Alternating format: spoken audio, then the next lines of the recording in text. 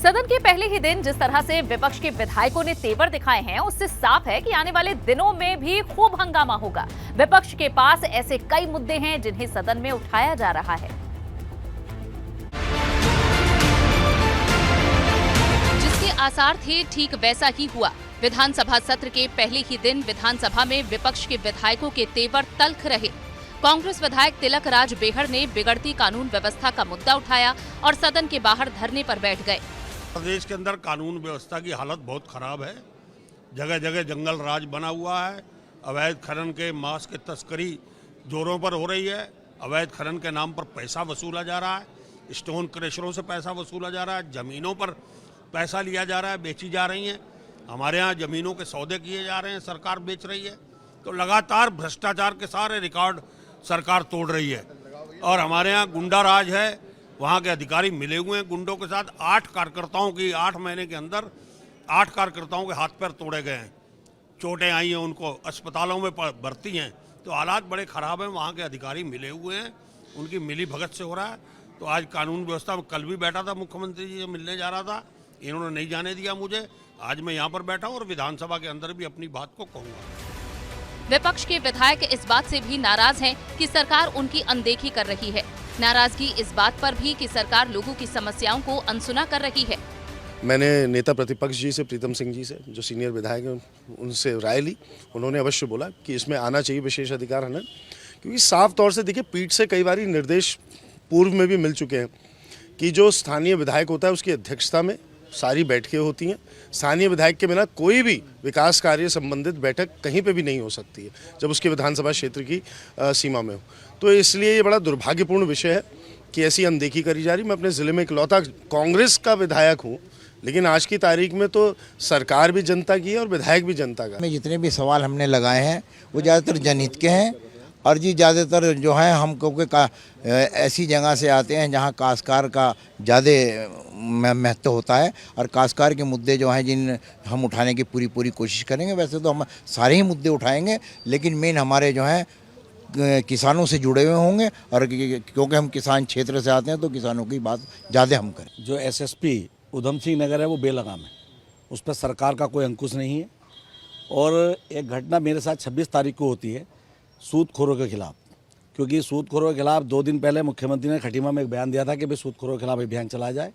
तो उसी को लेकर उसकी शिकायत की गई थी कुछ ग्रामीणों के द्वारा। तो उनके द्वारा 26 तारीख को मेरे यहाँ आते हैं और मेरे साथ अभद्रता की गई। मैंने तत्काल कोतवाल को फ़ोन किया, कोतवाल उनको पकड़ कर ले जाता है, लेकिन 2 बजे के आसपास एसएसपी के आदेश पर उनको छोड़ दिया जाता है और मेरी तहरीर होने के बाद भी रिपोर्ट दर्ज नहीं होती। 30 तारीख को मैं सीएम साहब से मिलता हूँ, तब उनके दबाव देने के बाद रिपोर्ट दर्ज होती है, लेकिन साथ ही साथ उन तीनों के द्वारा मेरे खिलाफ भी रिपोर्ट दर्ज करा दी जाती है। उधर हरिद्वार ग्रामीण से कांग्रेस विधायक अनुपमा रावत ने राजाजी टाइगर रिजर्व में वन गुर्जरों के पशुओं को चराने का मुद्दा उठाया। अनुपमा रावत ने मांग रखी कि वन गुर्जरों के पशुओं को जंगल में चराने के लिए परमिट मिलना चाहिए। एबीपी गंगा के लिए हरिद्वार से पंकज राणा की रिपोर्ट। कांग्रेस आरोप लगा रही है कि प्रदेश में कानून व्यवस्था बिगड़ रही है और सरकार के मंत्री सदन के अंदर जवाबदेही देने से बचते हैं क्योंकि वो होमवर्क नहीं करके आते। विपक्ष के आरोपों पर सरकार की सफाई भी आई है। कहा है कि विपक्ष के पास कोई मुद्दा नहीं बचा है, इसलिए वे आरोप ही लगाते रहते हैं। उत्तराखंड विधानसभा सत्र की शुरुआत में ही विपक्ष के तेवर तल्ख हैं। बिगड़ती कानून व्यवस्था, भर्ती घोटाला, बेरोजगारी और करप्शन के मुद्दे पर विपक्ष सरकार से सवाल खड़ा कर रहा है। बिगड़ती हुई कानून व्यवस्था, चरमराती हुई कानून व्यवस्था, अपराधी बेलगाम, डर नहीं और पुलिस प्रशासन ने कोई एक्शन कार्रवाई नहीं, तमाम विषय हैं। कल्पना से परे है कि इतने बड़े 9 महीने के कार्यकाल में इतनी बड़ी घटनाएं घटी हैं। सभी मंत्रियों ने अपने विभाग की पूरी तैयारी की है और जवानों का पूरे तथ्यों के साथ, आंकड़ों के साथ जवाब दिया जाएगा।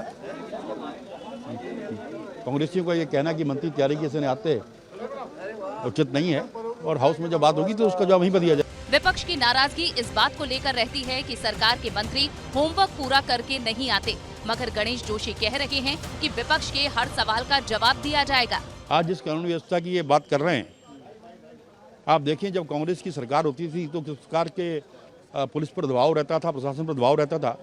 आज अगर कोई भी घटना घटती है तो उस पर कार्रवाई होती है, उसको जेल भेजा जाता है। जीरो टॉलरेंस की सरकार पुष्कर सिंह धामी की चल रही है। अब पहली बार किसी को आईएएस को अगर जेल भेजने की हिम्मत की है। विपक्ष इस सत्र चलाने को लेकर सरकार की मंशा पर सवाल उठा रहा है, मगर मुख्यमंत्री पुष्कर सिंह धामी का कहना है कि सरकार की मंशा साफ है।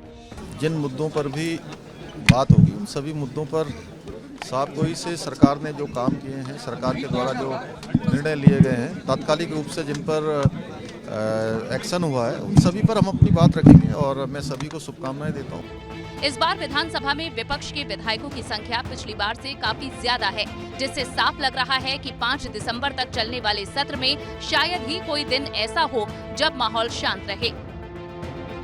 एबीपी गंगा के लिए देहरादून से विनोद कुमार की रिपोर्ट।